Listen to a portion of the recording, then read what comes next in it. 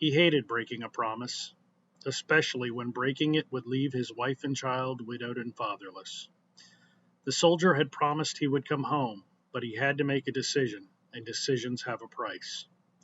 If he made the decision to go home safely, the price would be the lives of thousands of people he had never met, and he wished that was a price he could pay. He wanted to believe that those people were not his concern, that he had to get home to his family, but the price would be too high. He would not be able to wake up every day for the rest of his life knowing that there were thousands of children without parents and men and women without spouses because he made the decision to go home safely. That price would bankrupt his spirit. His commander was willing to pay that price and had paid it many times before in other battles in other cities. The only reason the price had not been paid already in this battle was that the soldier begged the commander to give him one chance. He told his commander that he was trained to be a translator and a peacemaker, and he needed to see if he could end this the right way. The commander did not believe the soldier could succeed, but he also did not want to destroy the city. He had seen enough killing, enough shopkeepers, enough librarians, enough children, but what he wanted didn't matter. This was war. Shopkeepers died, children died, and soldiers died. The soldier begged until the commander agreed to send him to die. The soldier would enter the city to convince the enemy soldiers to quiet their artillery, surrender their weapons, and allow the city to be taken peacefully. The enemy would then execute the soldier, and the commander would call in an airstrike.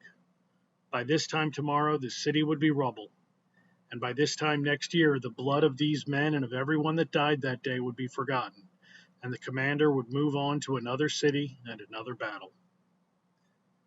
The soldier climbed over rubble, crawled under vehicles, and pulled himself through tunnels filled with the biological refuse of war until he reached the base of a wall.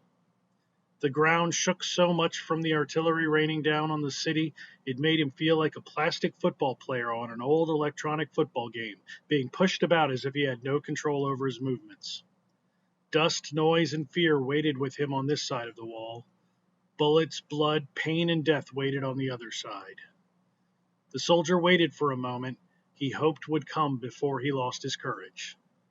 The ground calmed, the noise stopped, the only sound was of dust settling. He was almost surprised by the sudden calm, but this was his moment. He jumped from behind the wall and stood before the enemy soldiers. The heat from their guns burned his face, and smoke, death, and blood filled his nostrils. He wanted to run back to cover, back to the commander, and back to his wife and newborn child. He did not run. He sang.